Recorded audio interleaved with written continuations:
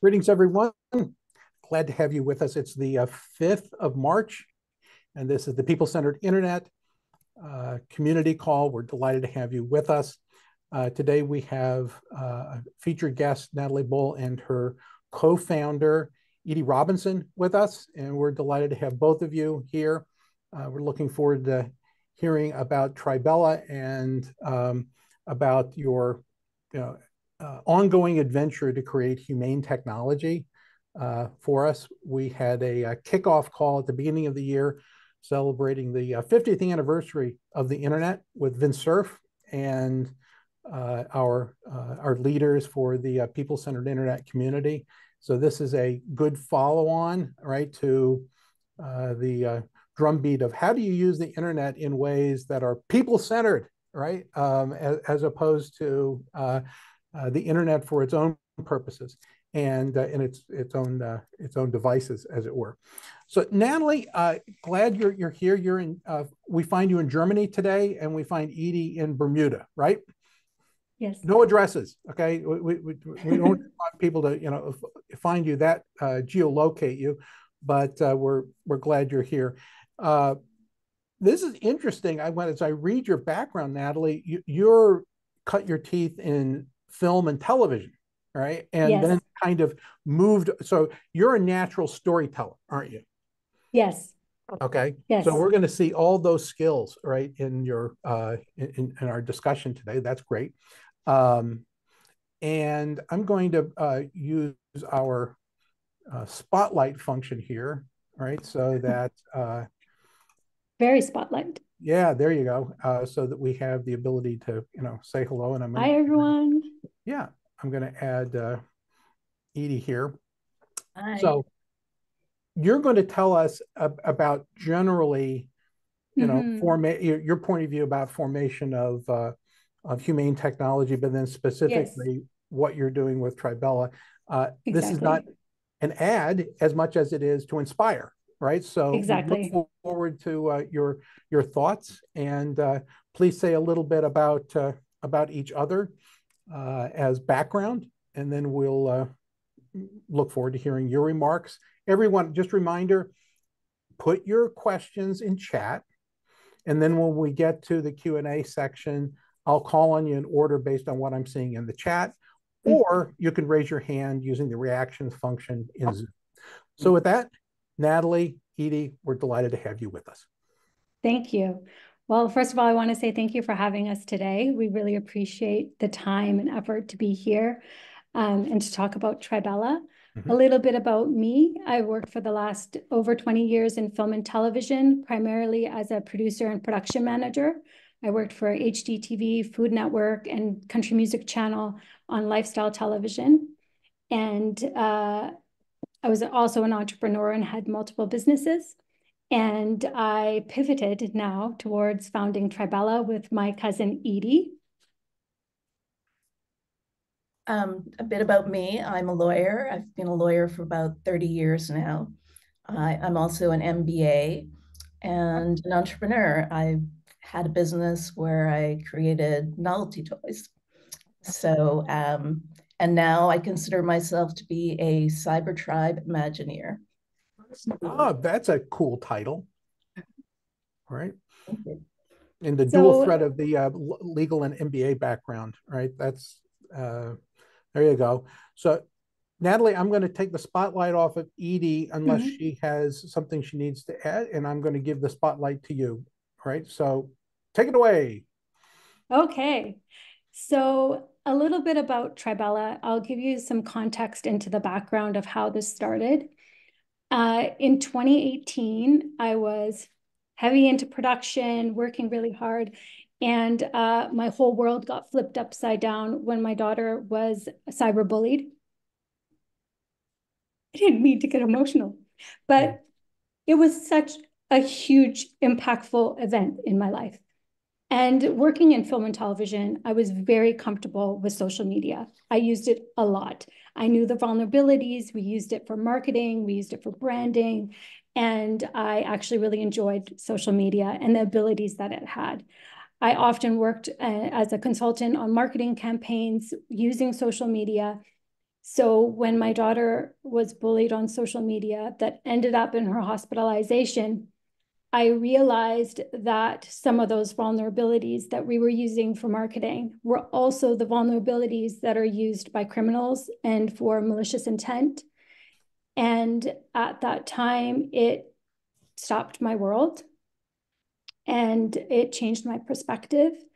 And at first, like most parents, we get really angry at social media. And at first we think, let's ban the apps and get in policy. And a lot of the anger gets funneled in some of the wrong initiatives, not always the wrong initiatives. There's obviously very critical need for policy and these initiatives that parents are really driving behind.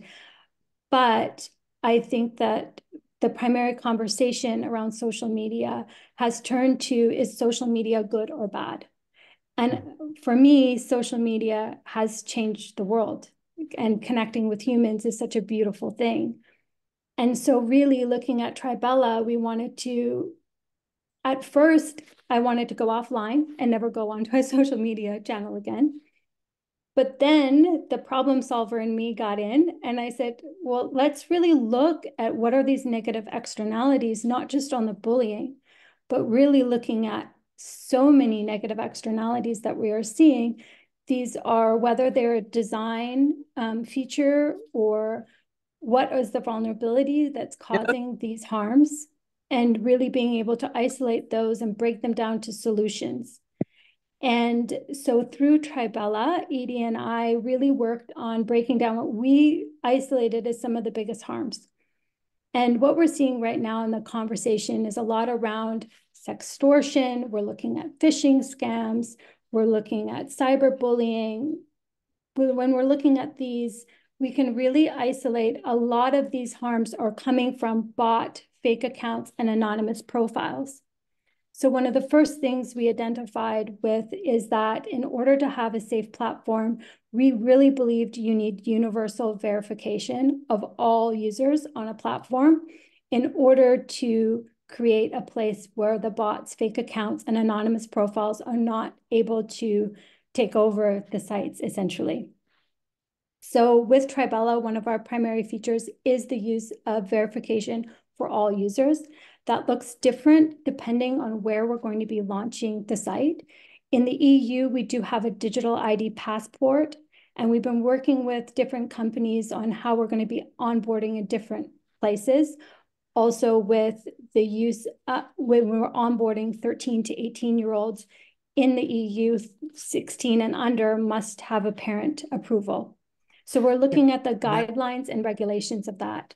Natalie, can you, before you talk about features, just tell us what Tribela is? Because you didn't. Yes. We don't know what the it is yet. Good point. So really, Tribela is a new platform that we have designed. And the purpose of the platform is that we're putting the safety and security of all of our members at the forefront of the design. So we've looked at how we can use AI, how can we use people-centered approach to this platform design to really in every part of the platform that we have put the either mental health, wellness, or safety of our users at the forefront of all the features that we've put into the platform. Is it a social media platform? It's a social media platform. Okay, so yes. Lots of platforms out there. It's not Salesforce. No, okay. So it is a social media and an e-commerce platform combined. Okay. So some of the features that you'll see on it is the ability to add friends and connect with friends.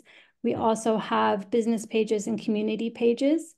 And really within the design, we've done some unique things and ways for you to consciously connect with people within the platform. Okay, very good. Becoming clear. Sorry about that. I forgot that it wasn't up at the front. So yeah, that's the primary focus of the platform, is to create a new social media platform that really puts the users at the forefront of the safety and well-being, and identifying some of the harms that we're seeing on platforms and looking at how and which ways we can use the design to mitigate some of these negative externalities that we're seeing on these sites and platforms, particularly around the younger users 13 to 18, where we're seeing some of the most critical harms coming out in the conversations. Right. So to give you an idea of some of the other aspects of the site, privacy also is a big point on the site, giving users really the overall autonomy over their profiles, over their data, that we are creating really the ability for conscious connection. So in the industry, we've come up with the term over and over again that we've created a lot of user friction. And when we've created the onboarding and also in the connection, but we call this conscious connection. So when you're adding somebody on Tribela, we really wanted there to be a level of a conscious connection with the other people. So you can't just onboard a large amount of friends onto the site. Each person that you connect with, there's a conscious, intentional engagement with that person. And the user can set up that feature and how they're going to interact with that person at the time of onboarding, whether it's a series of questions or a video introduction. The other thing that we really wanted to discuss here was the mental health and well-being of design. So we really looked at some of the ways social media has become addictive and also negative towards mental health.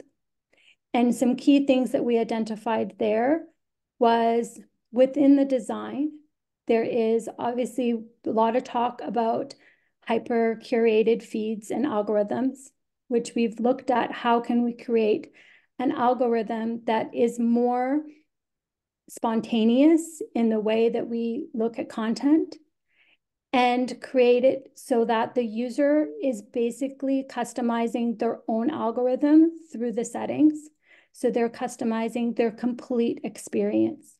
We really wanted to create a place where our users are really engaged in the content and engaged in how they are interacting with the features that they have complete autonomy over, what they're opting in and out of, what they want to be a part of. So that is a big part of the design. And one of the other things that we found was really harmful in some of the sites, which was causing the addiction, was the infinite scroll. The infinite scroll is actually, all of us know what it was like before the infinite scroll. Nobody wants loading at the bottom of a page.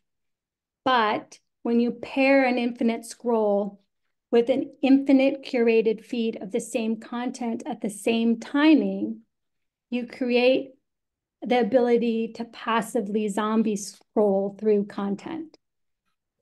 So we've really hoped that our design we've curated with our feeds is intentional, that you have to engage in the content consciously and that there is a broken up feed with various content so it doesn't lend towards the zombie infinite scrolling that we're seeing as problematic. And we really wanted to create an environment where our algorithms are transparent and that we've spoken with a lot of people that work in the space of algorithms, making sure that the way that we're programming our algorithms are not biased. And we want to really engage with the community on this. As you heard, Edie and I are not technical founders. I come from film and television. I'm looking at this from a product management and how we can look at the design. We are looking for community also for the technical aspects of it. Right now, we work with a company out of Heidelberg, Germany, which is our technical development partner. But we do not have a technical co-founder on our team. So most of the design elements have been through deep research. And we've engaged with a lot of 13 to 18-year-olds on what they are finding is harmful on their sites and what a lot of us parents are not being told, and what they really find on the sites that's engaging, what they love on the sites. Really, when we're having these conversations, a lot of times it's amongst us adults. And the 13 to 18-year-olds, which are a big being most harmed on the site, are not always part of these conversations. So we've been engaging a lot with students in high schools and talking to them about their usage of internet, what platforms they're using, what they're enjoying, and what they're finding harmful. So the last thing I'll tell you about is the e-commerce platform, which originally the business pages weren't so primary a focus on Tribela. But as we were reaching out to a lot of the youth, they said that one of the biggest things that they were having problems with on some of the sites was being scammed when they were purchasing products on some of the social media platforms, where there was fake accounts that look exactly like the accounts of the products that they are trying to purchase. And they were a lot of times going unreported because it'd be a $20 t-shirt or $100 item, like a coffee mug or something like that, that they weren't receiving, that their credit cards could be compromised and things like that. So with that, the community pages and the business pages being verified on the site as part of the platform security and safety is really important to us. So those are some of it. I don't want to keep rambling on, but I think that gives you an idea of what the core purpose of the site is and the issues that we are trying to resolve. And really, the purpose of Tribela is Edie and I wanted to look at the negative externalities and create a platform that addresses them and to have more of a solution-based conversation. All right. Well, that's a good unpack of what you're trying to do. And I'm delighted to hear that you're doing research, right? Voice of people research first, right? To understand what you're trying to bring into existence. So that's wonderful. You talked a little bit about, and I'm going to get to questions from our group in a moment. You talked about wanting to have a different set of algorithms, right? That would, allow the person to customize essentially their feed, right? Exactly. And, a lot of the design today is meant to bang on your amygdala, right? For a flight or fight response, right? Create fear, or get a hyper stimulation, right? So that you want to stay with it, because the idea is it's more valuable to the owners if we capture more of your attention and more of your attention, right? So what is the underlying business model driver? Is it more attention, or is it more something else, right? What is it that you're trying to do, with this platform that is different than the design of many of the things that we see in existence today? Well, really, we're looking at holistically as you would a physical world community. Okay. So the business pages and the community pages, we are looking at monetization in that to feed into the community to help pay for the community part of the platform. So we have a few different elements to the business model. One is the business pages, where we will not have any advertising to anybody under the age of 16. And within the business pages, the user really has the ability to go in, spontaneously look at shops or business pages that they want to, and they have to engage in the pages that they want to engage in, that we're not forcing that onto them. And to answer your question about the algorithms, is that we wanted basically, and this came from the students that we talked to, is creating an algorithm foundation where a user can go in and literally customize their experience through tagging different likes, which then can be changed. So for instance, my daughter's graduating. Now she's getting a million updates of grad dresses in a week, she's not going to want that. So she can really go in and say, I want to see content around grad, and then turn it off. So, for the next 10 months, she's not getting grad dresses updates.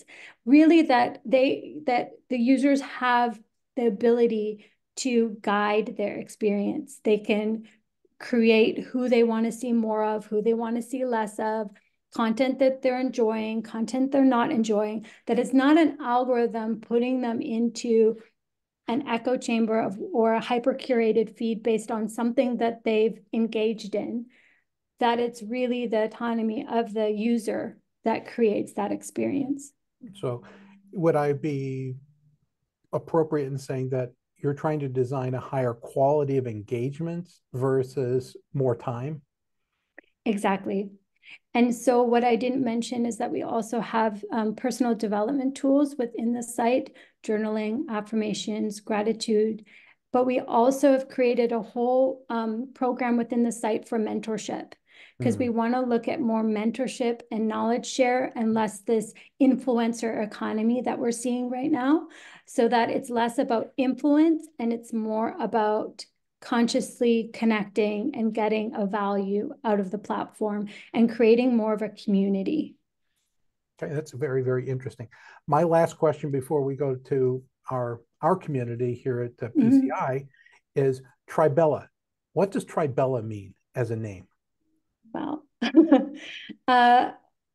it's kind of a female version of a tribe. Okay. I have to say. So when I was looking at unique names for the platform, we really enjoyed the female version of a tribe. All right, very As good. you can see, we are females, so. No, it works.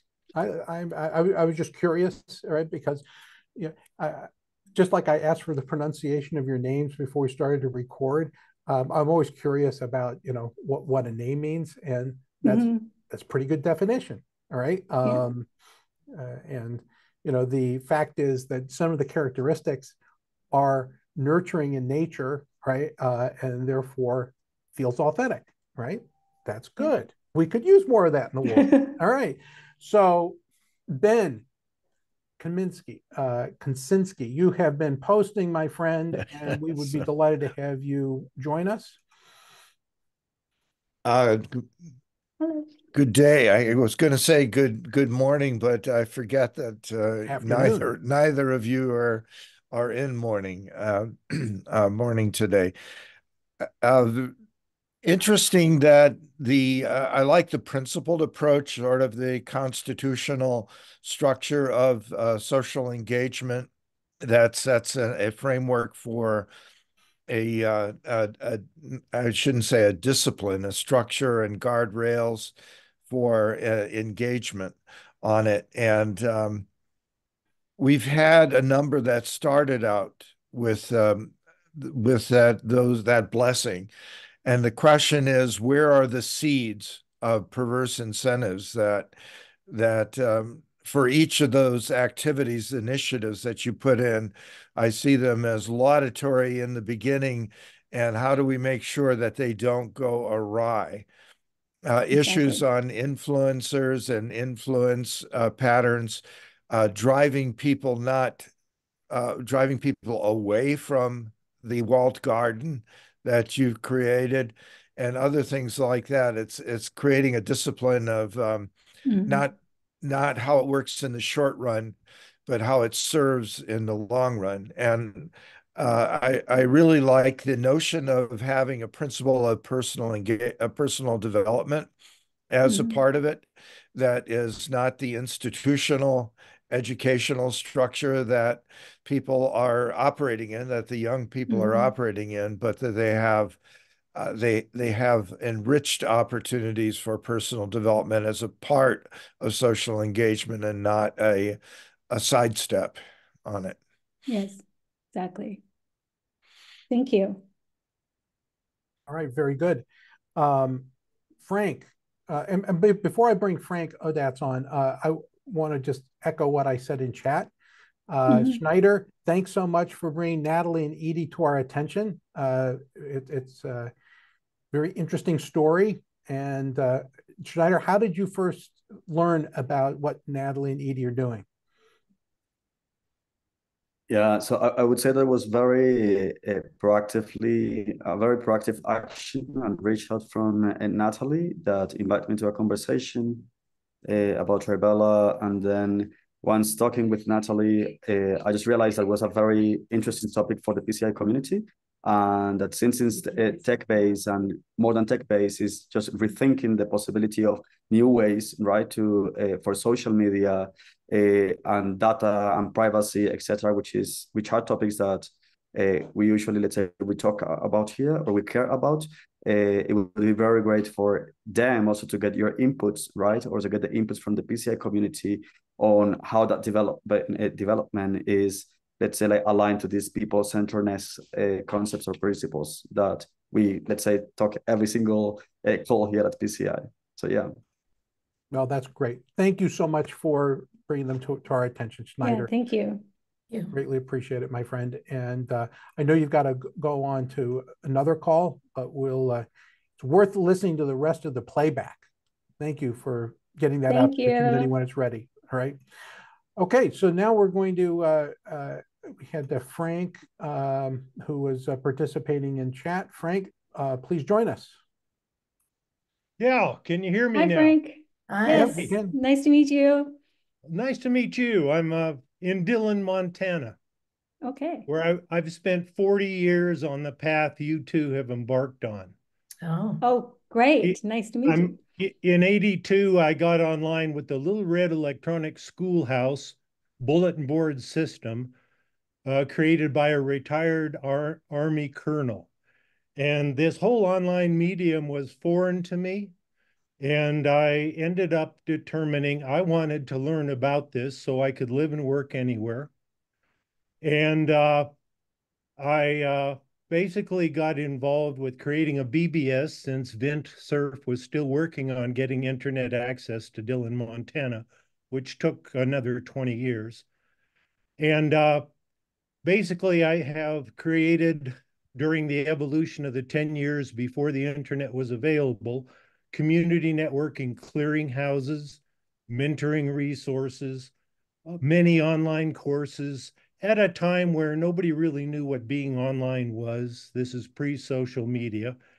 And so I'm still on that journey, and peoplecentered.net has been fascinating in that Vint's 50 years with the top-down real internet mirrors my bottom-up grassroots doing the best I can with none of that available with electronic bulletin board systems. So I created a Big Sky Telegraph, BBS, that had online courses and the big picture vision, much as you related. And went to DC and talked with senators and all kinds of things and philanthropists, presented for foundations. The adults really didn't get it. But then I found it more interesting to fly to Alaska and work with Alaska Native villages and Native Americans here in Montana to see what they could teach me while I was also teaching rural teachers online for multiple universities in multiple states. Long story short, I'm beginning again with AI tools now changing the entire landscape.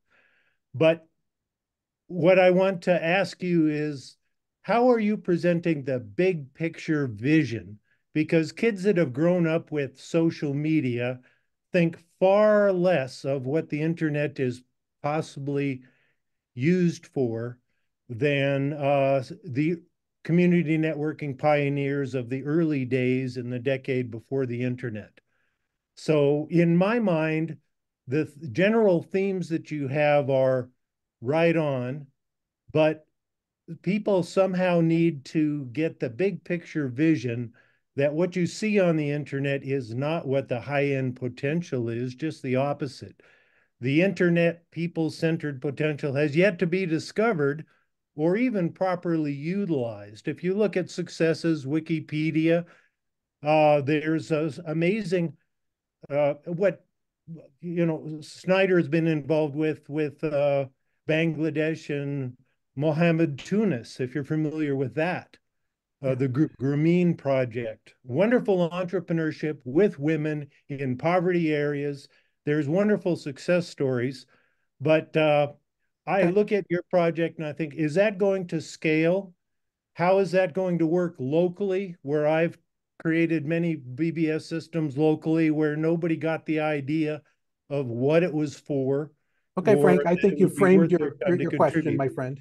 So yes, I generally go too long, but literally, how do you present the big picture and what's your vision for scaling? There you go.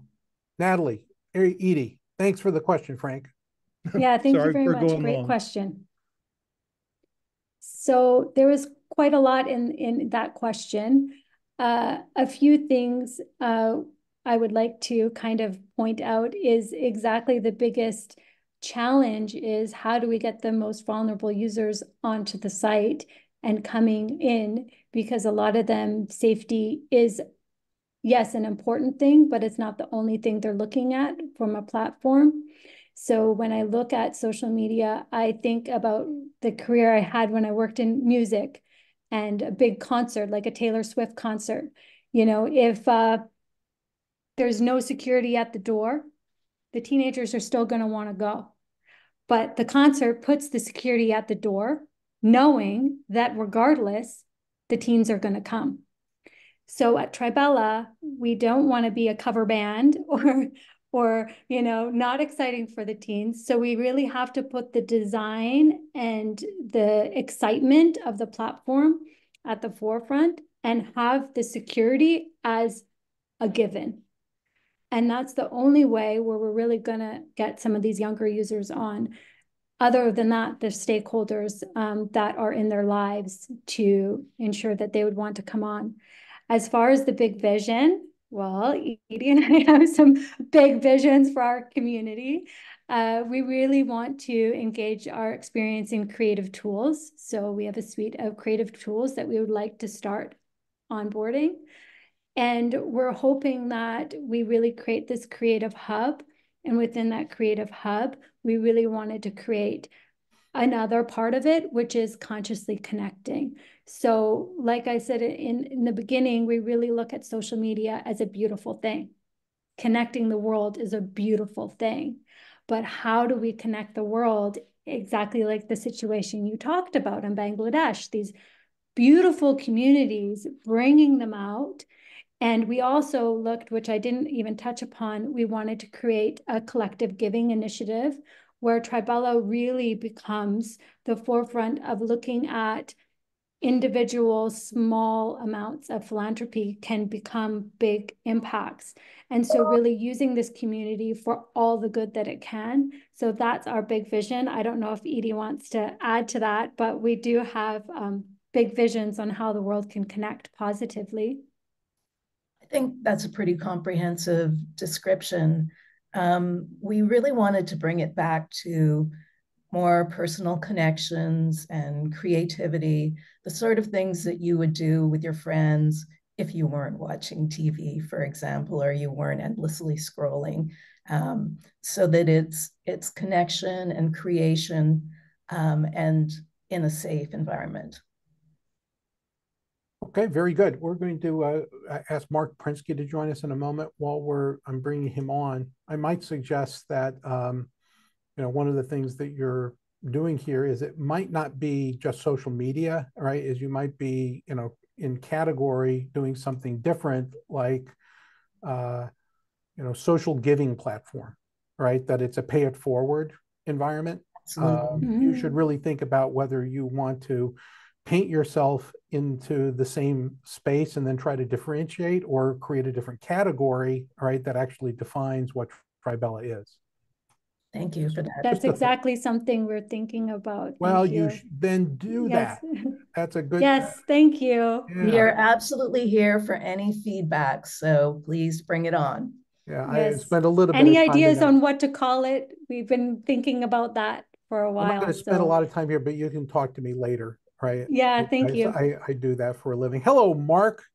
Hi. Hi, Mark. I'm here. So the first thing I want to say, Natalie, is I'm very sorry for your daughter. And Thank you. I hope, is she better now? I hope she's she is. So she's that 18 now and graduating. It good. was a long road, but yes, thank you. Okay, that's really important. The that people be well. Uh, the walled garden approach, that one approach when people are having these kind of problems, when there's not safe, it's not safe, or people are getting harmed, is the walled garden. And you say, okay, if you just come to our place, then you won't get hurt. And in a sense, that's religion. And that says if you become a Mormon, if you become a this, if you become a that, you won't get hurt, and you'll be in a safe environment. And what happens often is that those people just interact between themselves, and the rest, they sort of block out the rest of the world. So there's good and bad to that.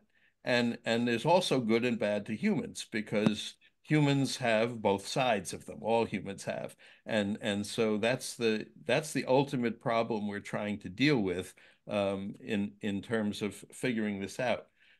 The difference that's happening is that we used to have communities that were physical. Now we have communities that are virtual. And Exactly.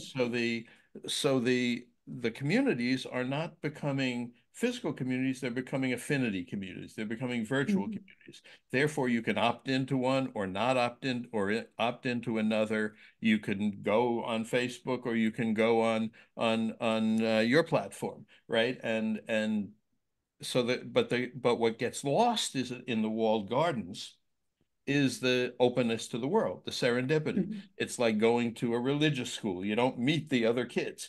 If it's like, and so that's a hard balance, and I'm wondering how you're talking about striking that balance. Do we just want to be our own people in this thing, not harming each other, but closed from the world, or do we want to be part of the world and take into account the fact that some people are getting manipulated and harmed, and you need to define harm, I think, in a more clear way. But so anyway, that's the question. Okay. How do we balance those two? Thanks, Mark. Great question. Good question. So for one, we like to look at it not as a walled garden, but really looking at the security of large gatherings of people, similar to how we look at large gatherings of people in the physical world. So when you see going to airports, or if you see going to large concert spaces, like I discussed earlier, we now no longer meet in those big gatherings without security at the door. Even the Christmas markets here in Germany, we have huge barricades and you get searched before you go in. So gatherings of people have really changed. And we're looking at the security of Tribela not as we have these walled garden, beautiful gates, but more the fact that we're looking at how do we do user verification across all our users to stop things like sextortion of fake accounts, phishing scams, romance scams, a lot of the harms that we're seeing from these anonymous and bot accounts, that to ensure there's a human behind that profile to verify across all businesses and users. So I guess I can see how you're viewing it, and that would definitely also be in the way that we communicate our platform, because it can look like that. Absolutely. But we're trying to normalize verification, and we understand it's a very complicated, complex thing for a bigger platform with 2 billion active users to verify everyone. Not only is extremely expensive, but there would probably be a lot of backlash against that if they've been around for a long time. So we're trying to normalize verification. So that's the difference between having security at the Taylor Swift concert and scanning everybody's license to know who everybody is in that concert. And right, yes. So I don't think you'd advocate the second, right? But yes, you would advocate the first. So how do we? Absolutely. That's the question. And I think if there is ways to, and I know that there's more and more ways coming out, that if there's better and better solutions through, even banks are using the ID verification, there's always new ways to circumvent any safety and security measures. Right now, we're finding that that is the safest solution. A lot across the EU, there's a lot of people with digital wallets. It's not so invasive to do, but and there is a lot of authentication apps and things that we can look at. So we're trying to make it not as so invasive, but there's got to be a solution. And if anybody here has it, in between what's happening right now and a community that can ensure safety, at this point with our research, that is the only way we've been able to really ensure that there's a human behind the profile. And the other extreme is China, where they know they survey everything about everybody in every place, or they try. So there are definitely extremes, and you're looking for a middle. That's enough. Thank you. Absolutely. Thank you very much. And I'm asking Mike Nelson, who I put on camera, right, to join us. Hi. Hello, Mike Nelson. Nice to meet you, Kevin. I'm not that photogenic, but I do have a couple questions. You have a face for radio. What can I say? Me too. That's what they said at IBM. That was the joke. Let me start with the question of authentication.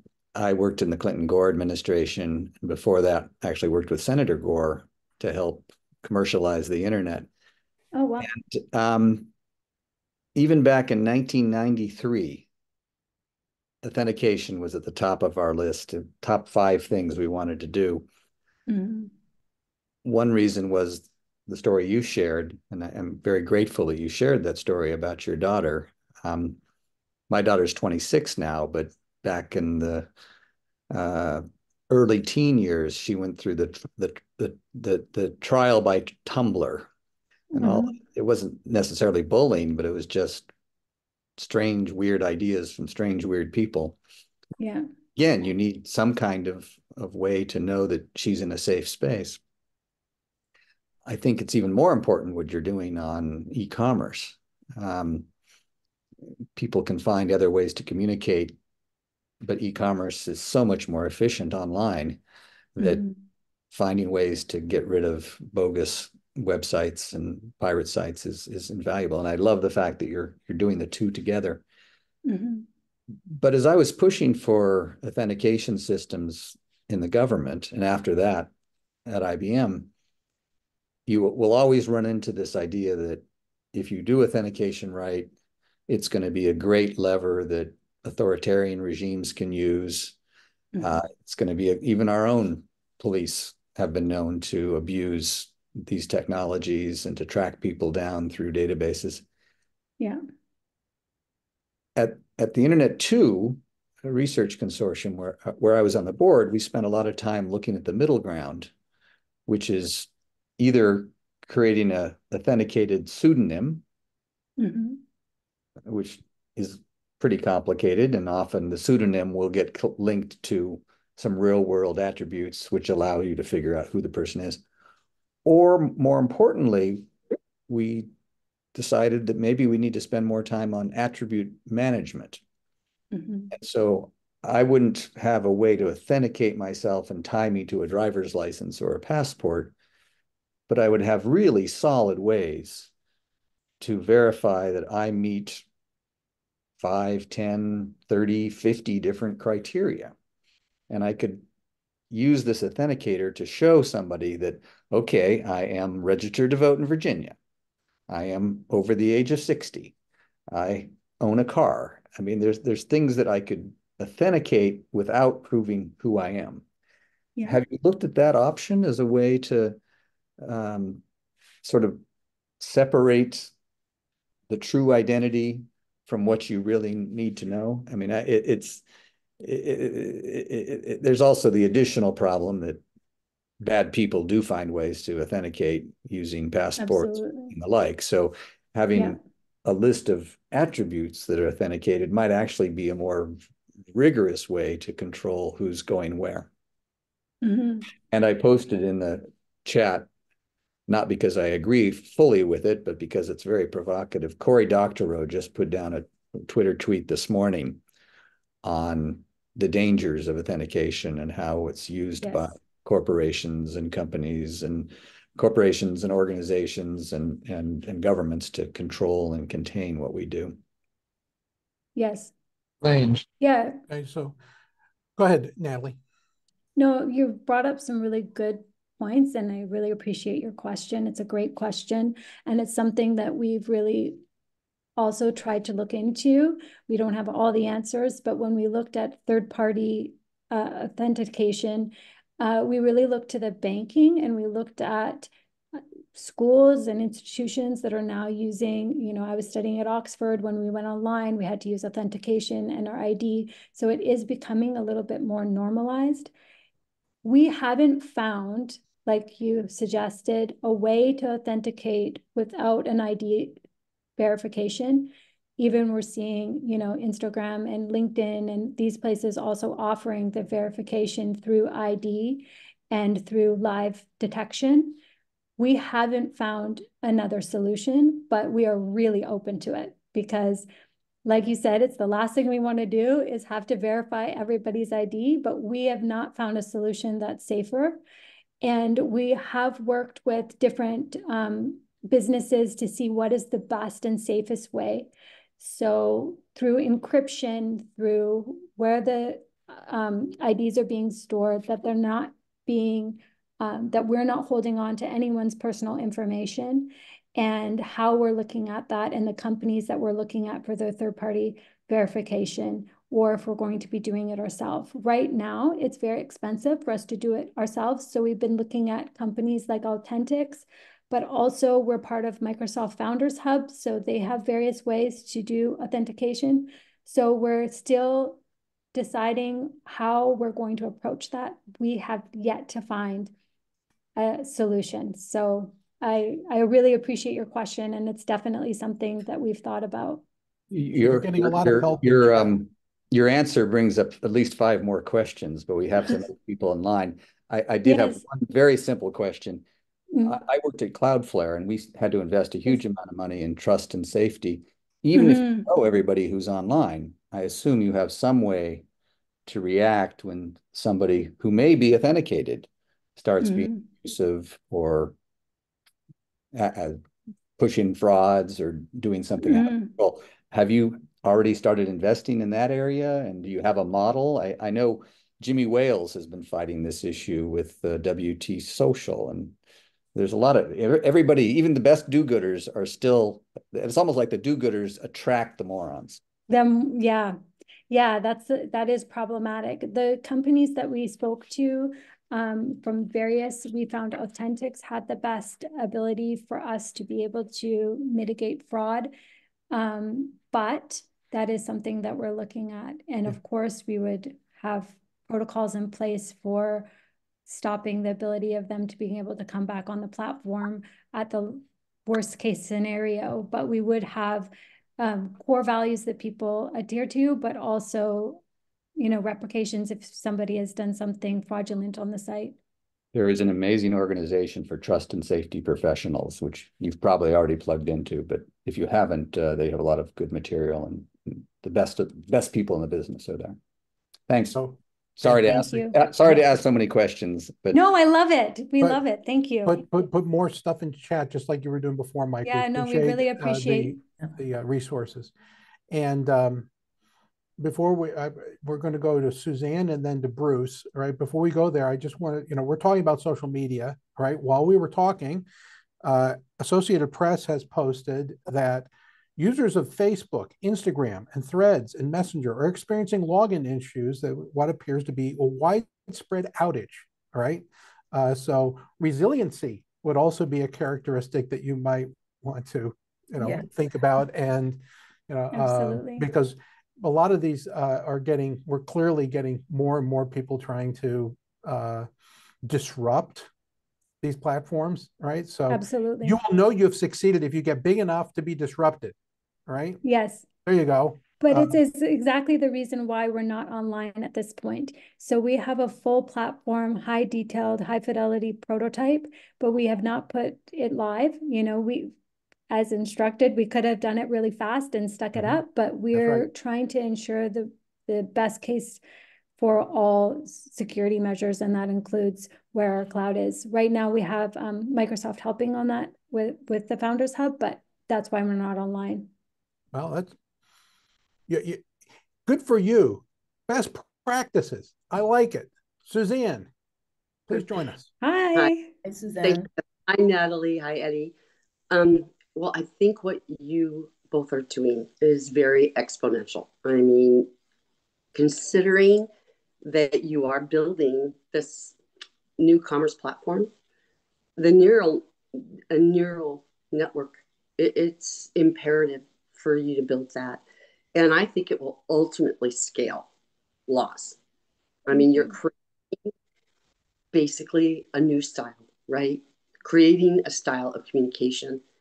And its existence should be on the meta web. I think Vint Cerf would be an outstanding individual to discuss this meta web framework. But by building and creating these types of styles, I think it's so prudent. I have done the same. I'm doing the same for integrated global data type governance, right? A framework to enhance humanity and prosperity and the rights of humans. But you're on the right track. And there are capabilities today. The LLMs, based on asking it to compare a style, right? Your purpose, your cognitive purpose, and consciously what you're trying to do, which is to fight evil, right? And there are the LLMs. I mean, they can pick apart the semantics, the vocal intonation. I think this has already been built. And it's just you connecting consciously to those, right, that already have it built. And I think you're doing an incredible thing. And I'm happy that you didn't jump, right, to get yourself out there and, and your passion driven by the circumstances with your daughter. And there's nothing better, right, than taking a human personal experience and, it will find you. This will find you. Thank you. Thank you. Thank you so much. You're building it and the right consciousness, the right people on this level that needs to exist above the current neural network that we have that's pretty broken and sick. So I think you're on the right path. Thank you. So that's not a question. That's an affirmation there, Suzanne. We're happy to take those as well. Yes. Yeah, you need that. You need that. Absolutely. We appreciate that. Thanks for those comments. And I'm going to ask Bruce to join in. Hi, good morning. Bruce. Good morning. It's nice to visit with you both. Last week, I read an article that I thought was rather interesting about a group of women. I don't remember which city, it doesn't matter, but they formed an online book club. And they kept that going for quite some time, and they got comfortable with one another. And so then they started meeting in their homes, and it grew from being an online situation to a real world situation. And so I'm really gonna I think Mark commented on that to an extent, and I think that what you're doing and really truly what everybody is trying to do is try to figure out a way where we can rebuild the communities that had just been lost, and they have been. And for a whole range of reasons, not the least of which, of course, is safety and identity theft and all the things that are attendant to that.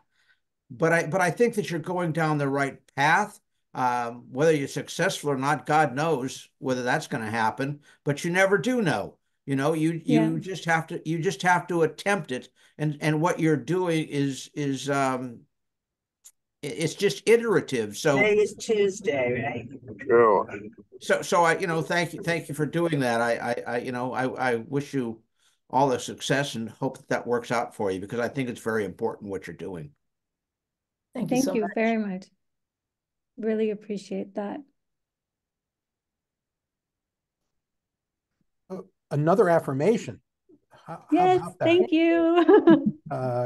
So we're coming down to the bottom of our first hour. I just want to remind everyone that the structure of PCI community calls is we have a formal hour on your calendar, and then we're about to go into overtime. So if you can't stay with us, we thank you for being with us for the first hour of this episode. And Natalie, Edie, all right, this is where I say my first thank you for being with us, because I'll say it again, all right, in a half an hour, but it was a it's very interesting what you're bringing into existence. And why don't you ask for something? We're a pretty diverse community of people who are both interested in humanity, in human beings, and the technology that supports them, right? That's kind of a, underlying in our name. So what do you need right now? You're in prototype, pre-launch stage. What do you need to get more complete? And, this is your opportunity to kind of like, put up a couple of flares and see what responses you get.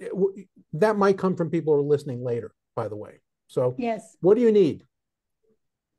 Well, we need our third, we need a CTO. We need a co-founder that's also on the technical side. We've brought it really far with being able to use a development company here in Germany, and they're amazing. And they've provided us so much expertise, and it's been really amazing to work with them. And we're looking at doing a hybrid model as we build out, but really having a CTO, a founder that understands the technology more than us, that's worked in this industry, would be extremely valuable to us, because that is the third person on this founder's journey that we feel like would be a great asset to making this a reality. Okay. Edie, do you have anything to add? I think just a sort of a bigger picture question about how everybody here thinks that we can make Tribela as humane as possible. We have our own ideas, but given the group here, I'm really interested in what everyone has to say about that. Yeah, absolutely. All right. So, broadly, two flares up. CTO, I might suggest that, not knowing your current roles, that you might want someone who's a CTO/COO that has some operation skills to keep the technology rolling, right?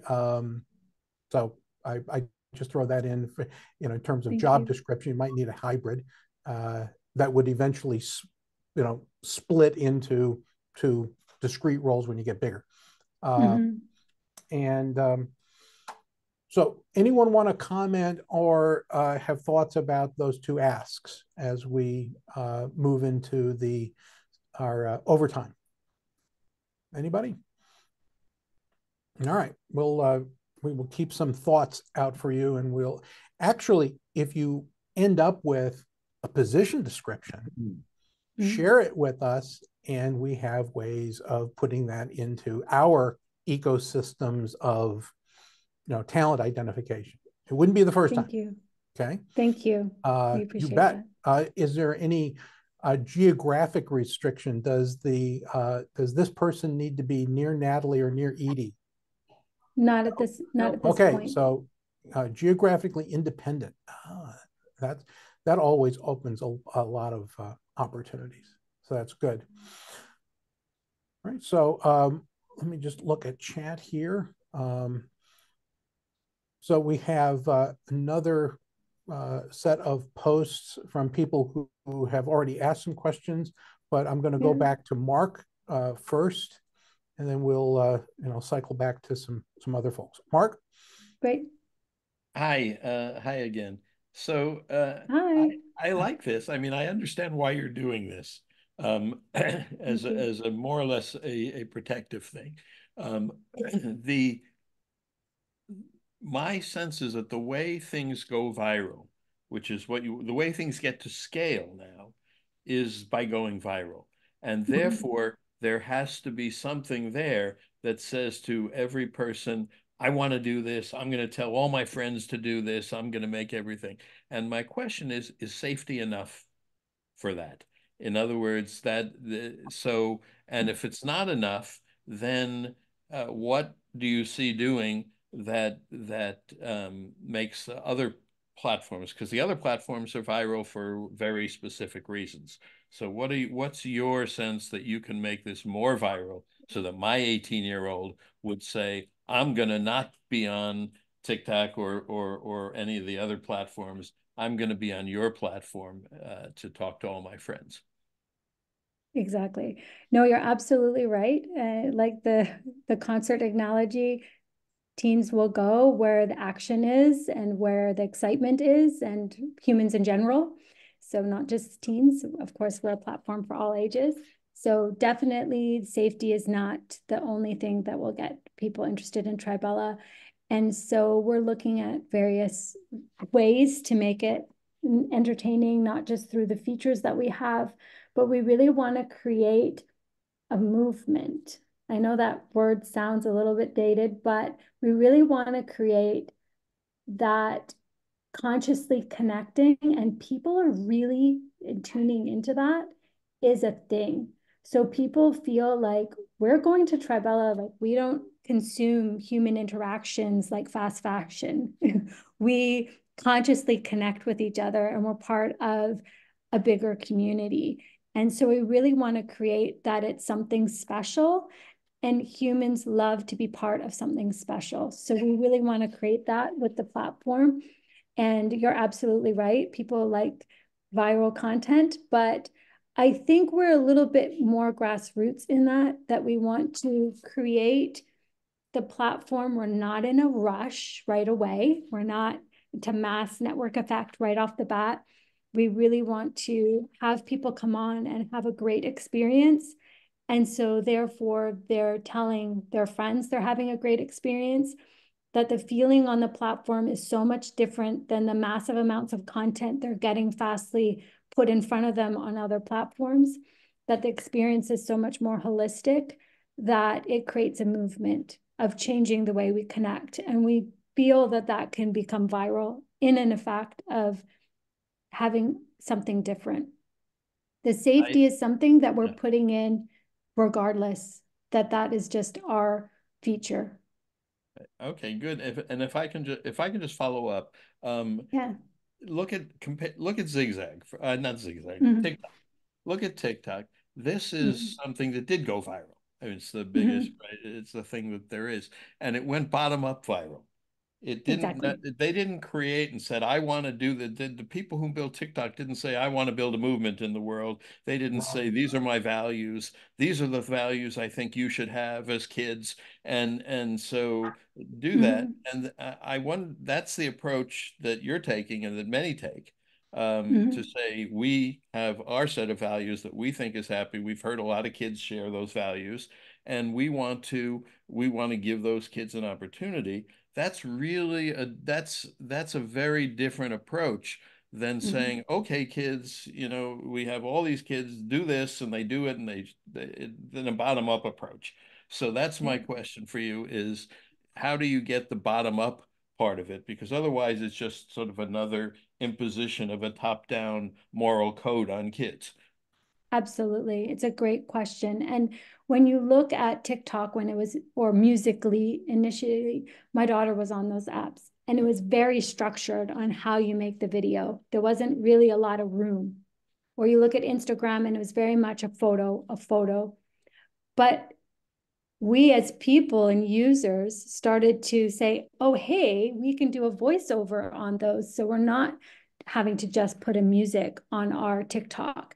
And so people were able to create a different environment with influencers on Instagram, or create voiceovers on TikTok. So we want to create the base similar to exactly like what you're saying, where even our short form video that we're creating, Tribela U, that the people on the site take these tools and then run with it. And so we feel that with that, you can create the same bottom up effect with the tools that we're providing. So it might seem like, we're trying to install all of these rules on people. We're not. We're talking about the methodology for building the platform.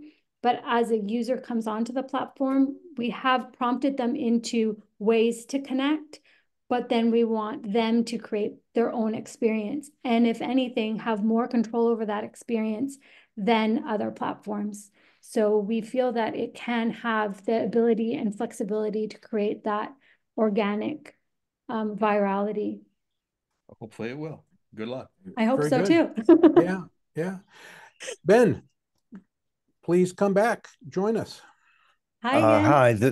Hi again. This is certainly very exciting discussion, and I look at the notion there's a natural tension between the establishment of a constitutional approach that gives a hygiene for entry, a hygiene for practice that doesn't come off as control, and at the same time engaging that bottom-up growth activity and encouragement. In some sense, it's a democratization. How do you democratize with citizenship? And so in some sense, you're becoming a citizen of Tribela. Exactly. And their citizenship carries a responsibility, a sense of it. So that it's less about control than about community and about the citizenship of that community. So you have a disciplined democratization that brings people in with an acceptance and attitude that allows you to do the revocation that you need at times to whack-a-mole and eliminate bad disciplines as well. So I don't think it has to come off onerous, but there is that natural tension because, as you say, sometimes the Wild West is seemingly more attractive to anybody in the beginning until it harms them and harms others as well. But so I applaud you managing that natural tension. Thank you. Okay. Yes, you described it perfectly. Thank you very much. All right, you've all been contributing a lot to chat. Frank, you've been adding a lot. You want to just give us a little unpack of some of the things that you've been putting into chat, Frank Odats? Frank Odats, who the hell do you think you are? That's all right. Yes, I've focused on small communities, rural communities. I'm from Cody, Wyoming. We created the Bighorn BBS in the mid-'80s. What's the best local people could do to support one another? Nobody typed, nobody had a computer. Being online was a bibliographic search by a university librarian, etc. So a lot of failures, but a lot written on the vision, the big picture vision, online courses. And then I went up to Alaska where native villages of 40 to 100 were my challenges. I waved my arms and delivered the big picture vision of the internet for indigenous sovereignty, cultural expression. There's the microcosm of a local community. Dillon is 4,000 people. Koyukuk is 40 people. Where could I make the greatest traction with 100% involvement in such a Tribela effort? That was my challenge back when nobody knew about it. Now, everybody's got a smartphone, everybody. The kids are teaching the parents and grandparents. So it's a very, very different world. What's the purpose, the motivation? I get enthusiastic about things that really relate to me. I haven't had much of that lately since Trump was president, frankly. But that's the challenge. How do you unlock that excitement that I can make a difference in the lives of others? My background's psychology and instructional technology, which in 1984, when I got my master's degree, was pretty darn thin. So I've been teaching myself ongoing. And now I see AI with both wonderful positives and a lot of dire negatives. But let me close with this. Now that so many people globally have iPhones, the scalable potential of whatever vision can excite the most people is the challenge. You know, tell me in less than a minute, what's in it for me and why should I care? Is kind of the challenge we all share. And we have Vince Cerf popping in on these PCI calls, the founder of the internet, lauded by the global community. There's the UN and the international groups talking about the arm waving themes, but they don't know how to do it. So there's a lot that has yet to be demonstrated, but with AI and everybody with an iPhone, the landscape has changed. We can do different things. I love your emphasis on film and media. I have a YouTube channel with nothing fancy, interviews with elders. But now a phone, people can create feature films with an iPhone. And so, you know, there's many tiers of new capabilities that nobody knows about. Okay, so back to your, what's the core question again? Just frame it in 15 seconds. What are your greatest needs communicating the big picture vision would probably be my question. I've been an avid writer for decades and posted a few links. It's all available without any restrictions. But I also kind of like to talk to people since I'm alone out here in Montana. And so the question would be, how could I help or at least share my best efforts from the last 4 decades? So I think what you're doing is the tip of the spear as to where Vince 50-year-old internet needs to be headed. So thank you. Thank you. Thank you, Frank. Okay. Thank you. So Frank's saying, how do I share all of my expertise? He's being generous. So how does that generosity manifest on Tribela? Well, that's a thank you, Kevin. Huge amount. Thank you so much. You brought up so many really great points within that, even more so than the final question to unpack. I think one thing you brought up that wasn't in your final question, but I would love to touch upon is the reach out to smaller communities. And where we're seeing, I also worked in Indigenous communities. I'm from Canada, and I did a lot of film work in remote Indigenous communities across Canada. My last film, I filmed with the Kwak Wak, and I had 2 films in Chilcotin and in Kwak Wak for documentary film production. And so engaging in those smaller communities is one thing that is extremely important because these communities are very vulnerable. And when I did outreach to communities, they felt that their data protection was one of the biggest things, that they are scared that it's being mined, similar to gold mining, you know, that their data is the next extraction. So engaging with communities, honestly, is something that is really important. And what I saw through being in smaller communities is a lot of people go in there with answers to what the community wants, which are very different than if you ask the community what they want. And in Canada, as far as visual content, we have a huge Indigenous film community creating some of the most amazing work. I would love to feature remote communities in Latin America, in Africa, that these are the most vulnerable communities right now for extraction of their data. They're the most vulnerable communities to be sold to for products and manipulated, and for security. So we really would love to, in our big vision of Tribela, to engage with small communities in a non-extractive way, and in more creating a platform where these smaller communities can create their own community within the platform that serves them. So I don't know if that really answered your question, but you brought up so many really important things within your talk to us. So thank you, Frank, and thank you, Natalie, for that. You're interested, I know, the Vice President of Indigenous Diversity for Bank of Montreal. So they might be interested in what you're doing. Can't tell. Yeah, absolutely. Right. All right. Other thoughts? I since you were talking about scaling, with mobility, I'm going to call on Doug Hoolan, who is one of our resident experts. Doug, are you there? Yes, I am. What is hi, Doug. What's occurring to you as hi. your Tribela unpacked? And Doug, Doug has quite a bit of a background in mobile communications. You can tell by his, wallpaper. Yeah, I love it. Yeah, I worked at Motorola and Nokia for 33 years. Oh, And wow.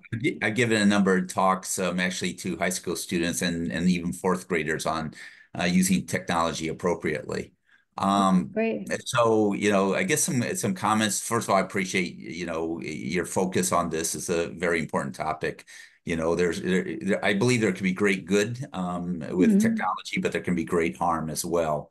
And Absolutely. even if you looked at Facebook when they did the survey, there were people that were, kids, young people that were being harmed, but there were actually people that said, yeah, they get a lot of benefit, right? They get Absolutely. relationships. So, Absolutely.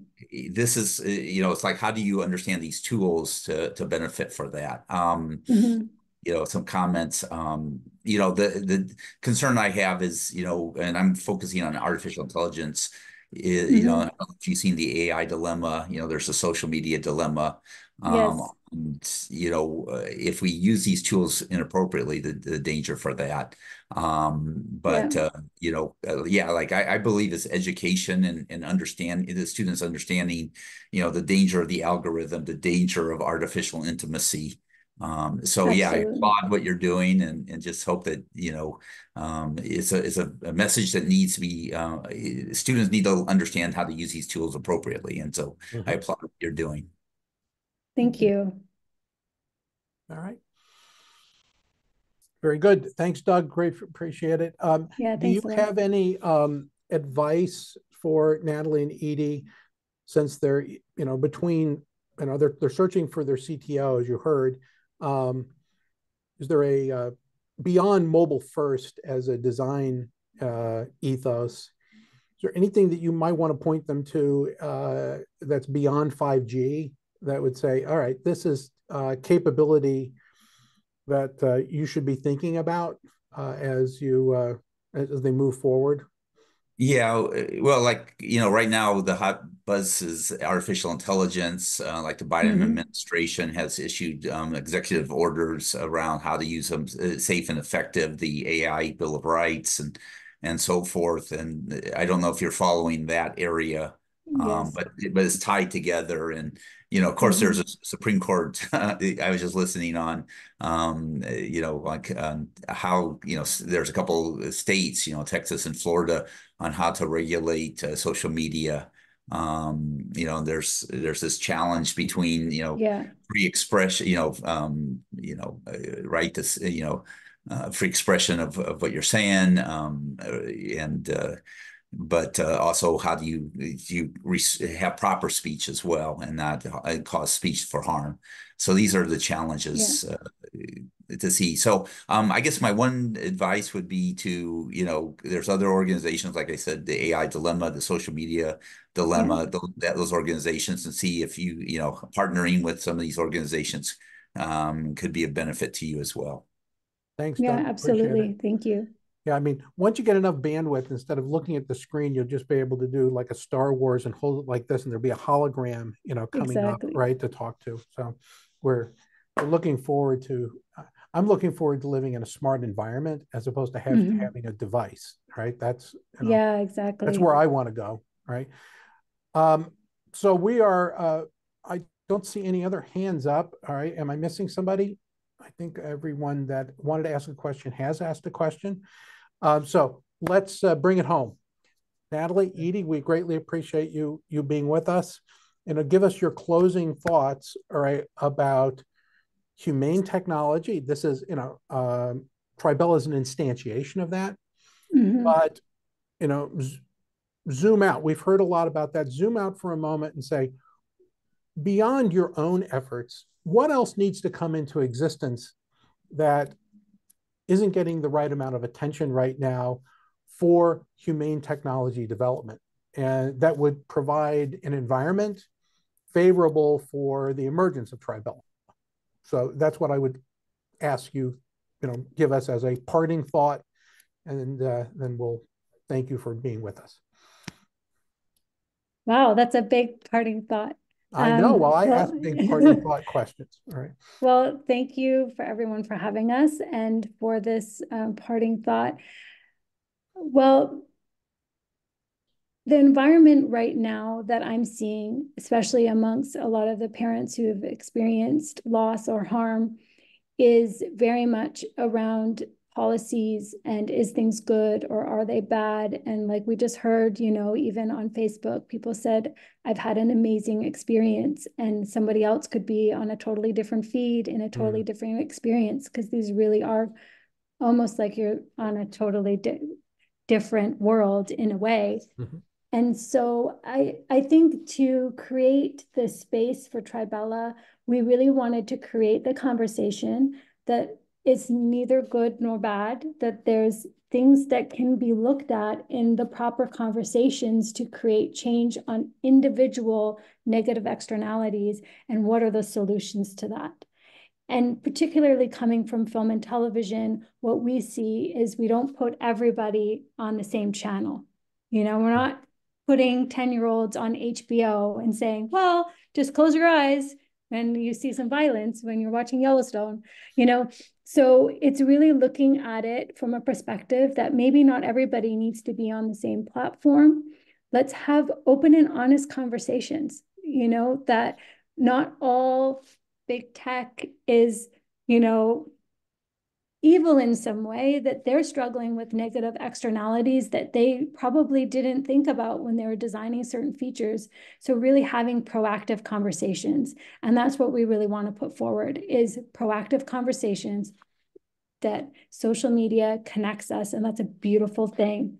But there have been some negative externalities, and how can we look at these specific issues and have solutions and open dialogue and conversation. And policies can't always mitigate these, because the negative externalities are just going to keep coming. We're going to see deep fakes. That's what the teens are worried about now.